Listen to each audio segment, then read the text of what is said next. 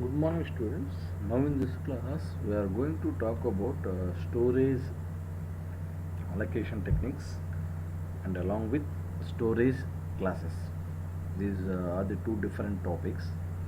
So, in previous class, if you recollect, we have studied about the different types of functions, that is, user-defined functions.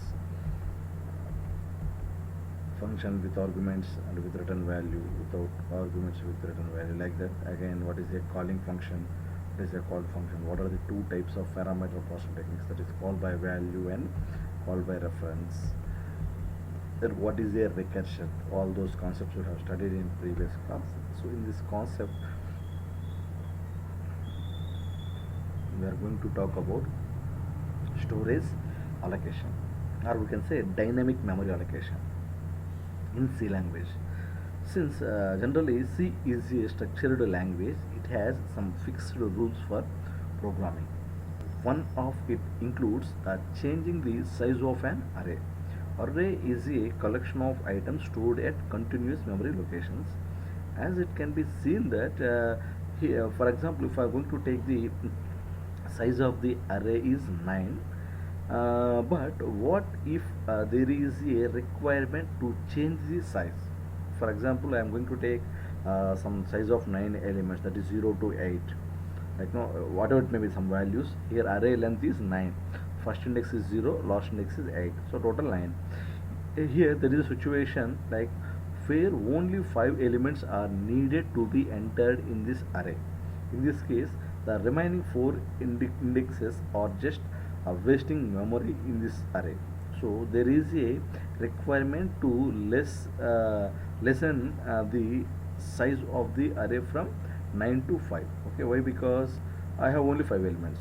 Take another situation. In this situation, there is an array of 9 elements with all 9 index field, but there is a need to enter 3 more elements in this array. In this case, 3 indexes more are required. So the length of the array need to be changed from 9 to 12.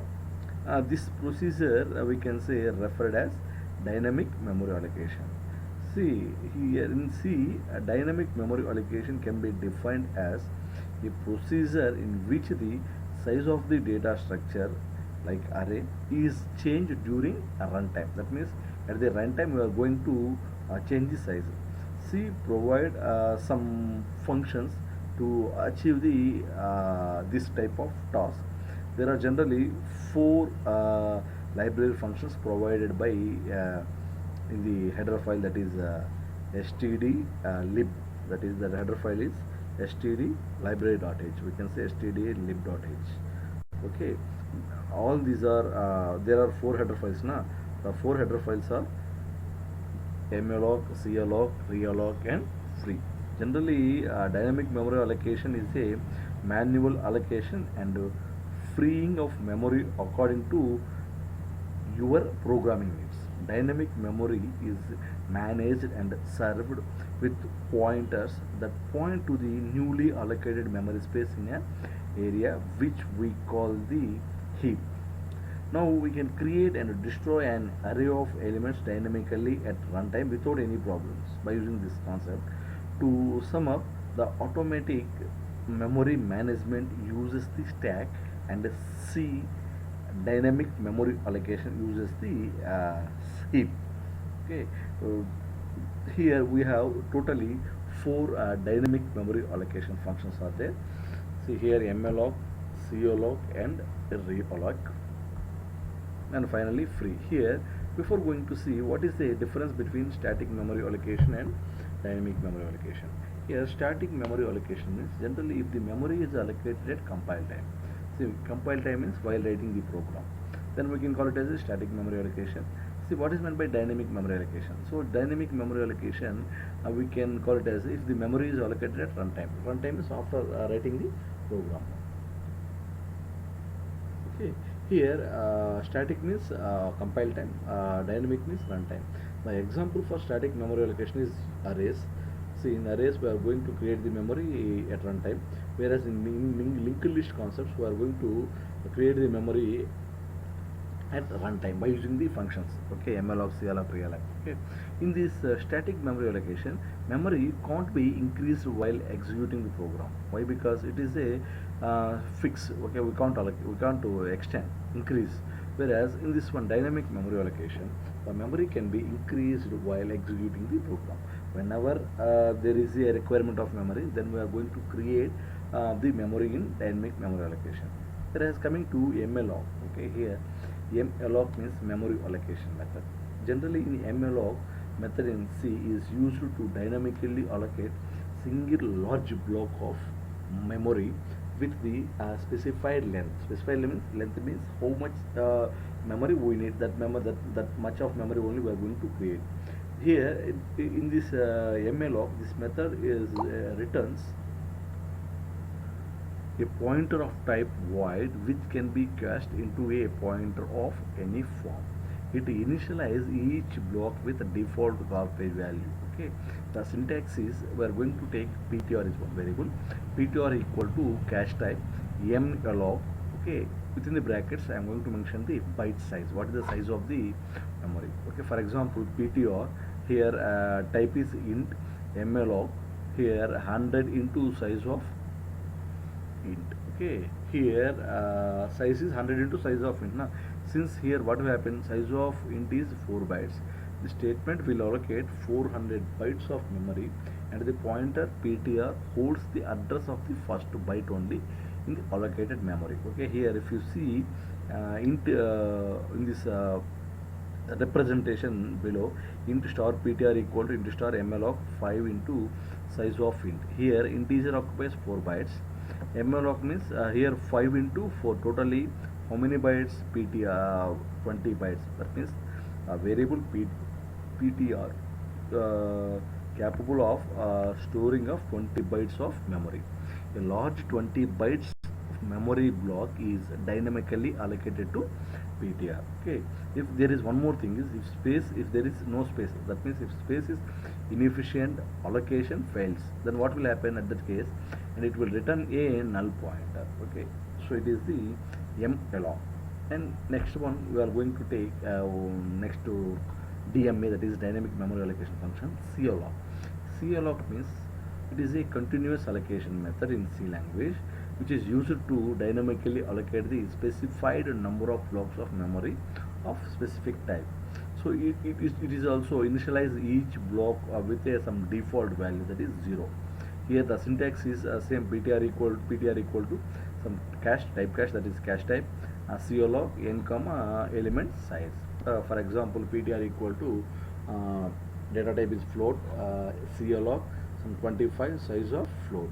Here this statement meaning is it will allocate continuous space in memory for 25 elements, each of which is the size of the float. Here if you see here, int star ptr equal to int calloc 5 comma size of int. Here integer occupies 4 bytes. So how many bytes of memory? 5 into 4, totally for 20 bytes only. Okay, 20 bytes of memory, each of which 4 bytes, 4 4 4 again 4 4, that is 5 blocks of 4 bytes each is dynamically allocated to the given variable ptr. Okay, then next one is free. Next one is free. So what is meant by free? Free generally free is nothing but delete. Free method in C language in dynamic memory allocation functions we are going to use to deallocate the memory. Okay, see when we are going to when we will go for deallocation, if I have created one memory, that memory after utilization of that memory, I don't want to keep that memory alive.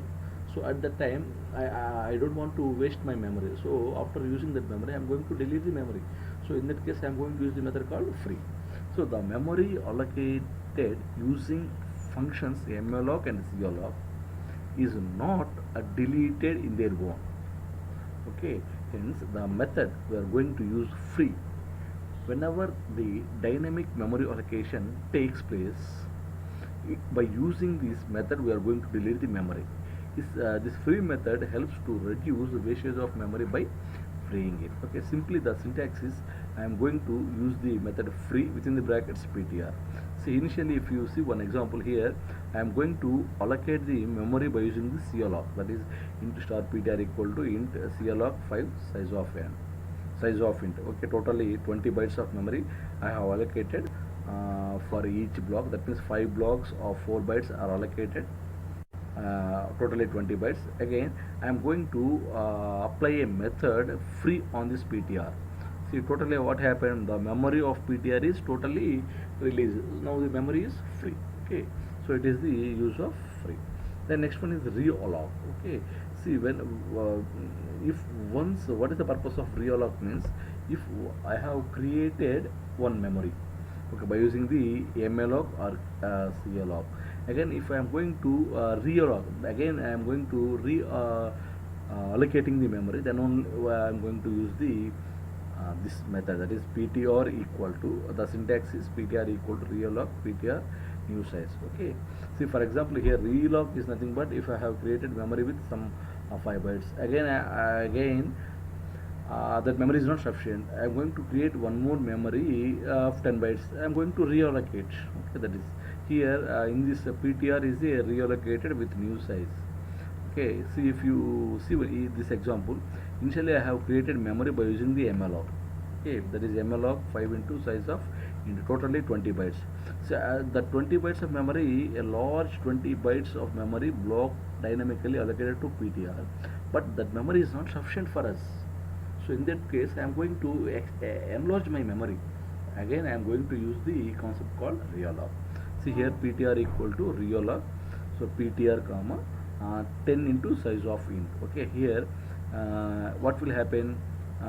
The size of ptr is changed from 20 bytes to 40 bytes dynamically. Okay, why? Because 10 into size of int 4 na, that is 20 into 4, that is 40 bytes of memory.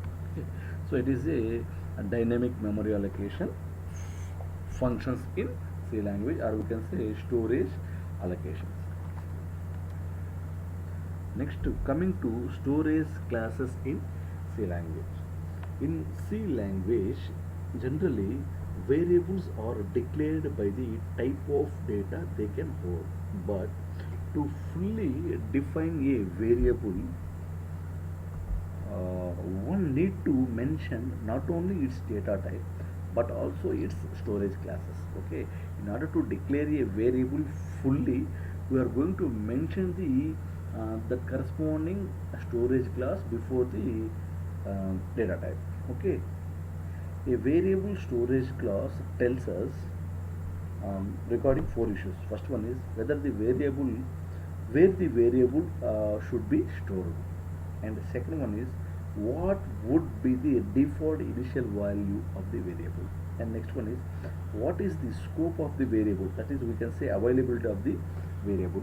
Then last one is what is the scope of the, what is the lifetime of the variable, that is how long would the variable exist. Okay, so generally in C language there are 4 types of variables are there, that is automatic variable, next one is static variable, external, and register.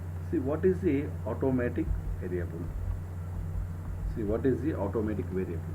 Here the variable of this type of storage classes, if you are using a variable keyword called automatic.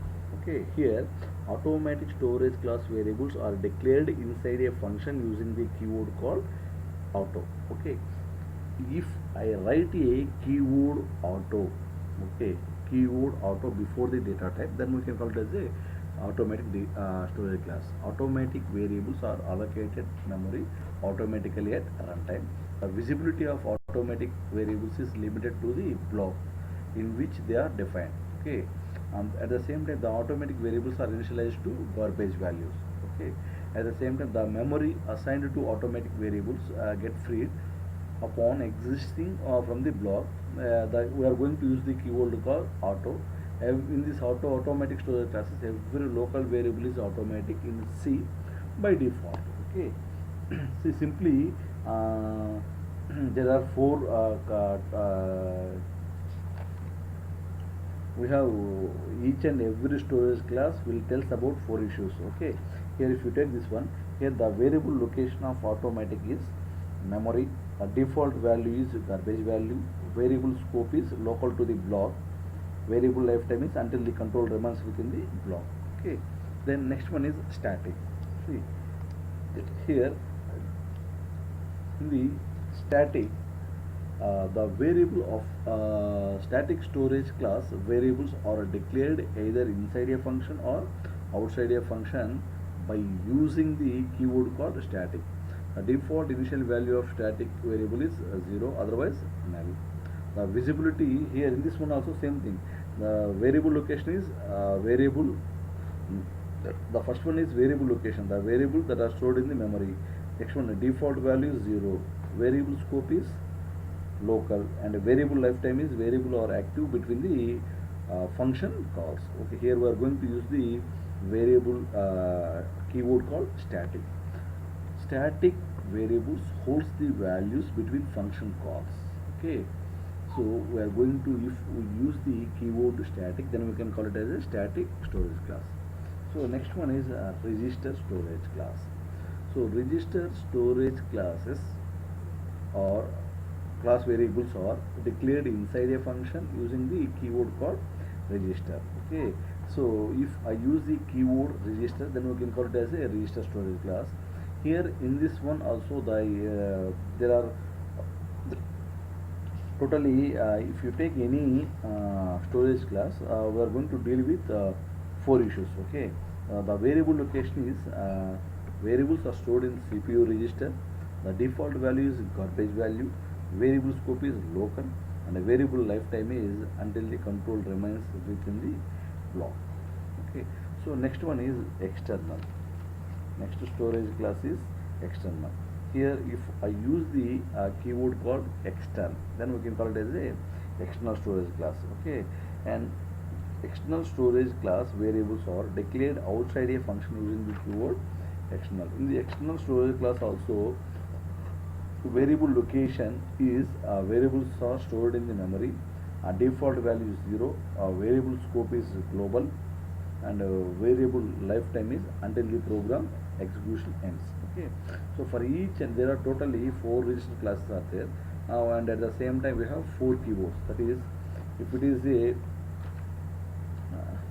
automatic register storage class, then we have auto keyword. If it is external, we have external keyword. At the same time, if it is a register, we have register keyword. If it is external, external keyword. If it is a static, if it is, we have a static keyword. Okay, see if it is the automatic storage class, the declaration is like, no, first we are going to take the keyword called auto, then data type, then variable name, that is auto int a. Okay, again if the second one is, for example, if it is the external storage class, same, I am going to take variable called extern, data type, variable name. Example is extern some int x. Okay, like that. Again, next third one is register storage class. The syntax is register, data type, variable name. Why? Because here keyword is register only. So register int a, like that. Again, next static is there now. For it is a static, I am going to use the keyword same, static, data type, variable name. So for example, static int a, like this. Okay, so these are the 4 types of storage classes that are available in C language. Okay, if you take this table, so here there is a storage class place where the storage class is stored. Again, default value and the scope and lifetime. That means each and every storage class will have these 4 issues, that is storage place, default value, scope and lifetime. If it is the automatic storage class, it will be stored in RAM. The default value is garbage value, and scope is local, lifetime is within the function only. Then next one is external. If it is external, then where it will be stored, RAM only. Then what is the default value? Default value is 0, and scope is global. Okay, again, now what is the lifetime? End of the main program. Okay, of course, be declared anywhere in the program. If it is a static, okay, what is the storage place? RAM also. What is the default value? 0, and the scope is local to the block, and lifetime is till the end of the main program. Okay, it returns the value between multiple function calls also. If it is a register storage class, then what is the store, where it will store in the registers only. What is the default value? Garbage value, and the scope is local. Then what is the lifetime of the register? Storage classes within the function. Okay, these four are the different types of storage classes that are available in C language. Okay, if you know about the this table briefly, okay, then only we can easily write the regarding storage classes. Okay, if you take any storage classes, there are mainly four things where that storage class variable is stored, and what is the default value, what is the scope, and at the same time what is the lifetime. These four are the main issues. Okay,